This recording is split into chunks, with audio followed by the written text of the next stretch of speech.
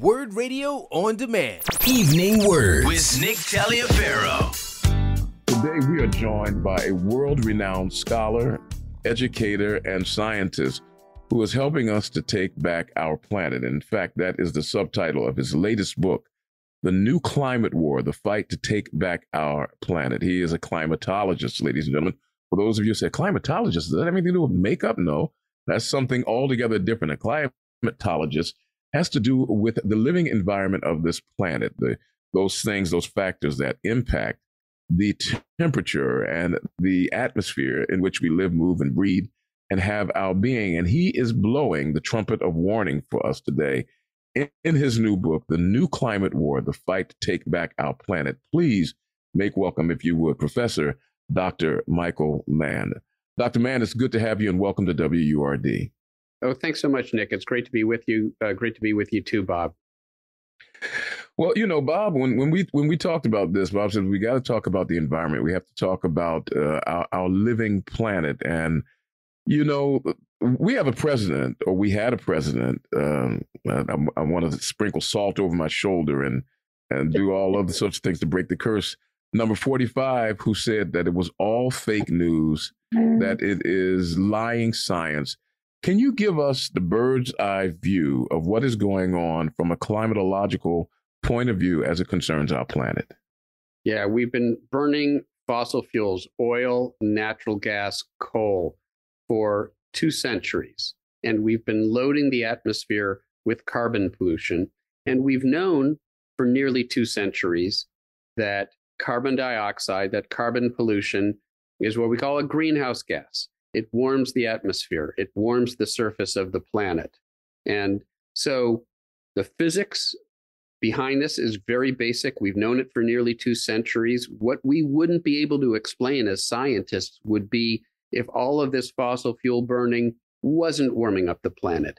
But the observations tell us that it is. The thermometers that we have, and we can even go farther back with tree rings and corals and ice cores, what those data tell us is that we are seeing an unprecedented warming spike today, and not coincidentally, at times with the Industrial Revolution.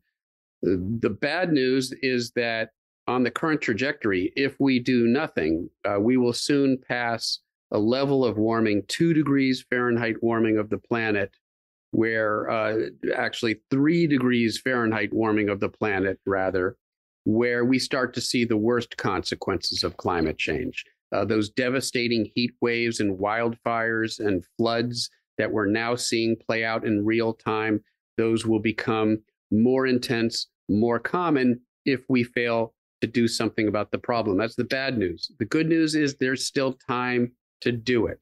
If we can bring those carbon emissions down by 50% within the next decade and down to 0 by the middle of the century, we can keep warming below that catastrophic 3 degree Fahrenheit warming level. And that's what this upcoming summit, COP27, this UN climate summit that happens a week from now, that's what it's about, getting the countries of the world to make even more stringent commitments that can keep warming below that catastrophic level. Dr. Mann, you call it a new climate war. And if it's a war, then that means that there are adversaries out there. I'm listening to you, and I immediately want to do something to start dialing back on our use of fossil fuels and carbon-based fuels. Who's on the other side of this battle? Who are our enemies in fighting this war? Yeah, and, you know, it's sort of a war that we didn't elect to fight, but we have an enemy. We have a villain here. The fossil fuel industry for decades has sought to undermine public faith in the science of climate change. They have used their immense power and influence to engage in a massive disinformation campaign, the goal of which is to convince, you and I, to convince us that there is no problem, that we can just continue with business as usual, our reliance on fossil fuels.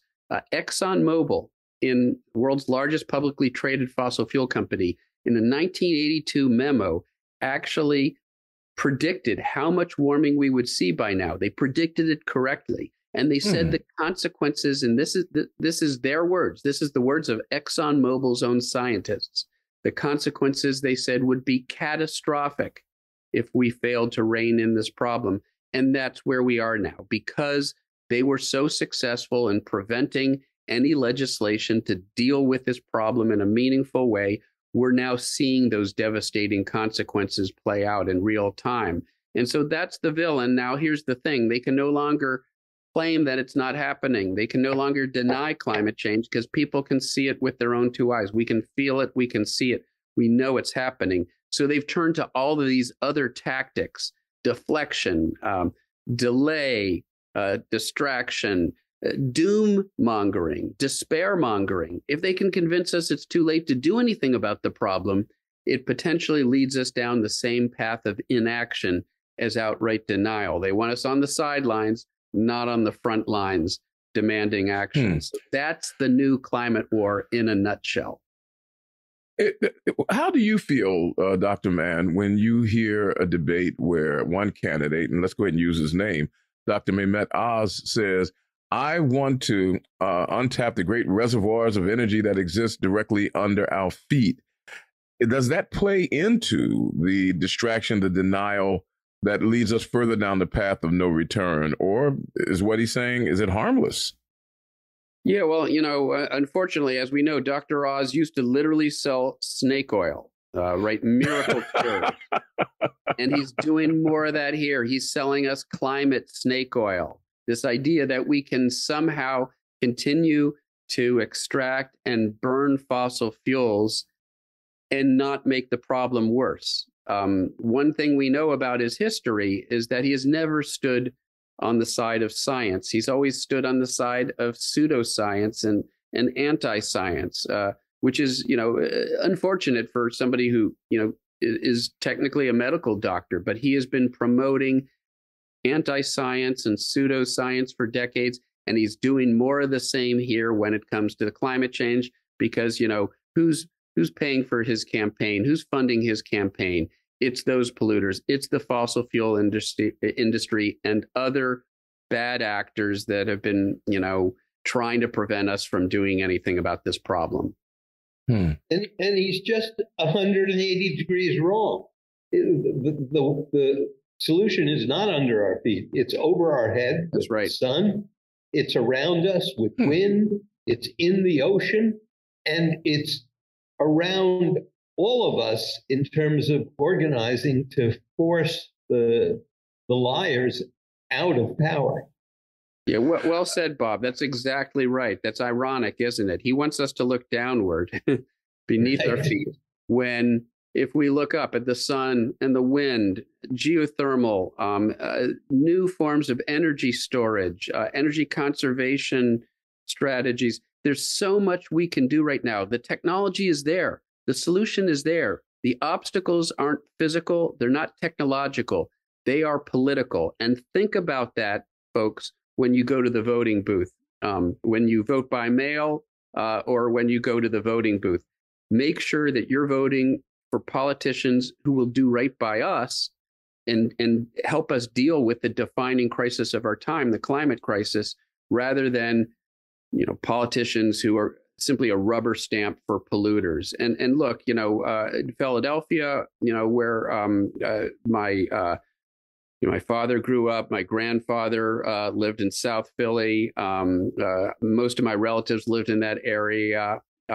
Philadelphia is such an example of a city that is feeling the devastating consequences of climate change. I mean, look at the flooding that we dealt with a year ago with Ida, catastrophic flooding. And here's the thing.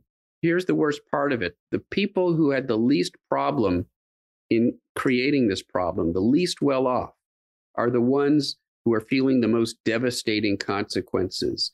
People in frontline communities, they're the ones who have the least resources to deal with the problem. They're seeing the worst consequences because they often live in low-lying areas or they live in urban heat islands. And so there's a real ethical dimension to this problem that we should never forget. This is a problem of social justice. Let's not forget that. We're going to take a quick pause. When we come back, we'll continue our conversation with Dr. Michael Mann. He is the author of the book, The New Climate War, The Fight to Take Back Our Planet. We are in the middle of a struggle to save the only home that we have. We advise you to get the book, but even more importantly, we advise you to stay close, because when we come back, we'll ask some more questions about who these enemies are, how our voting can help us to perhaps climb out of this hole and find a way to better energy sources for a healthier life on this one planet that's ours. Time is now 19 minutes away from the hour of 5. This is Progressive Black Talk Media, WURD AM 900, 96.1 FM, and online at wordradio.com. Stay close to us. We'll be back in just a moment. WURD Radio on Demand. Evening Words with Nick Taliaferro. You're listening strong to WURD, AM 996.1 FM. In the virtual studio with us is the esteemed climatologist, Dr. Michael Mann. Dr. Mann is with us, speaking from the perspective of his latest book, The New Climate War, The Fight to Take Back Our Planet, helping us to blow the trumpet of warning about the dangers of global warming and some of the other environmental issues that confront us that are on the ballot. Dr. Mann, welcome back to you. Of course, we're in the company of Bob Brand, who helps to curate these conversations Wednesdays to Wednesdays. Dr. Mann, it scares me. I remember when Al Gore first came along with his documentary and people thought he was being dramatic. And now we're seeing some of the things that he spoke of. And nature is starting to rear itself and say, listen, you've mistreated me long enough. Now I'm acting out. What do we expect to see if we don't shift our actions and change our ways? Yeah, well, I mean, the movie proved to be quite prophetic because I believe it came out in 2006, An Inconvenient Truth. And if you look at the things that he was talking about and the predictions he was making, they've all come to pass. The things that he said that we would expect to see by now, we're seeing. And in fact, in many cases, we're seeing even worse impacts than we expected. And this is a recurring theme with the science. The warming of the planet is pretty much in line with what climate scientists predicted it would be, given our ongoing burning of fossil fuels and the increase in carbon pollution. But many of the consequences of that warming are exceeding what we expected. That is true when it comes to the ice sheets, the disintegration of the ice sheets and how they're contributing to sea level rise. It's true with respect to the extreme weather events that we've been experiencing here in eastern Pennsylvania, but we've seen around the world, those heat waves and fires and floods and superstorms. And as we dig into the basic physics, we start to uncover mechanisms that we now understand are important that weren't included in the models, and in some cases still aren't included in the models. So when you hear somebody say, oh, well, these climate models, they're imperfect, so why should we listen to them? In fact, if anything, we have, our models have been too conservative with regard to these impacts. And so uncertainty isn't a reason, it isn't a justification for inaction. If anything, uncertainty is a reason for even more concerted action because of the very real possibility that we are increasingly seeing that things can be worse than we predicted they would be. Bob, we've got about 6 or 7 minutes left, and people are going to be voting 1 week from now. Are there any bad actors out there that we need to be aware of? I go to you, Bob, first, hoping that the question will deflect off of you and land into the lap of Dr. Mann as well. But give us some information that will equip us when we go to our voting booths or when we fill out our voting forms, to who to look for. Well, first of all, we've got a bunch of climate deniers running for office. They are all in one political party, and it's not the Democrats. That's the first thing. There are then the people who say, oh, it's happening, but we have plenty of time, go slow. Because go slow is just a prescription to throw more people off the boat, have more children die, have more kids with growing up unhealthy and risking the planet. So, and also, just to be clear, those people are primarily Republicans. So that's the first thing. Then there are the fossil fuel companies themselves. They have stockholders. They have people who invest in them. There are pension funds. Getting pension funds to get out. Getting J.P. Morgan Chase to get out of fossil fuels would really seriously restrict their ability to hurt the planet. I mean, it's just like, you know, you've seen in 3 days, General Motors stops advertising on Twitter, and Elon Musk says, maybe I can't have every racist and fascist on my Twitter feed. So that's important. There are all sorts of pension funds and institutions. I mean, look, I just looked at the board of trustees of my alma mater, the University of Pennsylvania, and I took 7 names at random, and all 7 were finance people who either directly or indirectly are, as a business interest, enmeshed in fossil fuels. And they can't say no because it would affect their personal bottom line.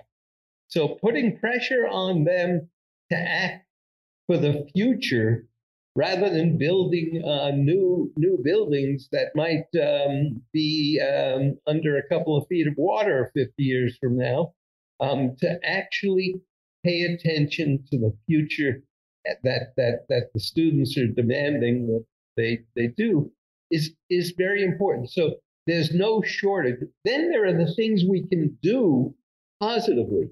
There are about 11 million attached houses in the United States. You can simply take something that's the size of a refrigerator, put it against the back wall of an attached house, and get a split HVAC system that gives you heating, cooling, and very good air circulation, hot water, and reduces the bill for utilities by up to 80%. Hold the wonky issue. I mean, because sorry. I mean, because when Rashida comes on, that's going to be, we can dig into that a little bit more.